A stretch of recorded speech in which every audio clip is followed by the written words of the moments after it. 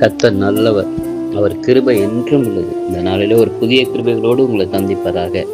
2 கொரிந்தியர் 5ஆம் அதிகாரம் 17வது வசனத்தில் வாசிக்கிறோம். ஒருவன் கிறிஸ்துக்குள் இருந்தால் புது சிருஷ்டியாக இருக்கிறான், பழையவைகள் ஒளிந்து போயின, எல்லாம் புதிதாயின என்று சொல்லி நான் பார்க்கிறோம். ஒருவன் கிறிஸ்துக்குள் இருந்தால் அவன் என்ன செய்கிறான்? புது சிருஷ்டியாக சிருஷ்டிக்கப்படுகிறான் என்று சொல்லி வேதம் சொல்கிறது. இன்னொரு டிரான்ஸ்லேஷன்ல கிறிஸ்துவுக்குள் இருந்தால், ஒருவன் கிறிஸ்துவுக்குள்ளே இருந்தால், எவனாவது கிறிஸ்துவுக்குள்ளே இருந்தால் அவன் புதிய படைக்கப்பட்டவனாக இருக்கிறான், புதிதாக படைக்கப்பட்ட ஒரு மனிதனாக.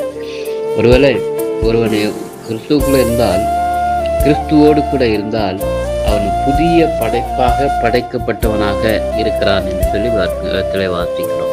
இதுமே அர்த்தம், நம்முடைய வாழ்க்கையினுடைய சுவாபங்கள், எண்ணங்கள், நம்முடைய நடக்கைகள், பேச்சுகள், நம்முடைய நீதி, நீர்வை எல்லாமே வித்தியாசமாக மாறி நம்முடைய வாழ்க்கையில் ஒரு புதிய மக்களாக, புதிய மக்களை, புதிய சிருஷ்டிகளாக, புதிதாக பிறந்து வளர்ந்த பிள்ளைகளைப் போல ஆண்டவருக்குள்ளே வளர்கிற பிள்ளைகளாக நாம் இருக்கிறோம் என்று சொல்லி பார்க்கிறோம்.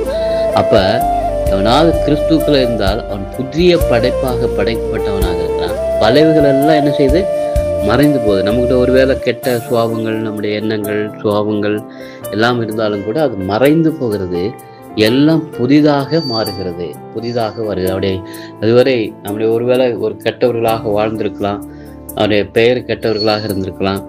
ஆனால் கிறிஸ்துவுக்குள்ள வந்த பிறகு அவருடைய வாழ்க்கை முற்றிலுமாக மாறுகிறது. அப்போ அவங்க பார்த்து கேட்பாங்க, ஐயோ இவரா இப்படியா மாறிட்டாரு, இந்த அளவுக்கு மாறிட்டாரு, இந்த அளவுக்கு வந்துட்டாருன்னு சொல்லி எல்லாரும் ஆச்சரியப்படுற அளவுக்கு அவருடைய வாழ்க்கை மாறும்.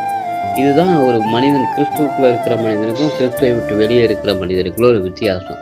அப்போ கிறிஸ்துவோடு கூட இருக்கும்போது, கிறிஸ்துவுக்குள்ளே இருக்கும்போது அவனுடைய வாழ்க்கை முற்றிலுமாக மாறுகிறது.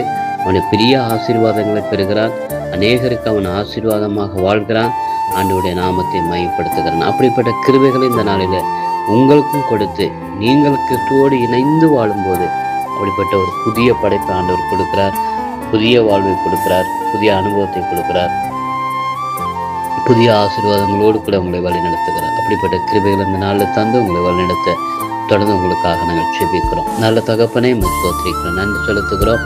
இந்த நாளில் கொடுத்த இந்த வார்த்தைகளுக்காக ஸ்தோத்திரம். நாங்கள் கிறிஸ்துவுக்குள்ளே இருந்து ஒரு புதிய படைப்பாக வாழ்ந்து கர்த்தருடைய நாமத்தை மையப்படுத்த நம்முடைய பிள்ளைகள் ஒவ்வொருவருக்கும் அனுக்கிரகம் பண்ண செபிக்கிறோம்.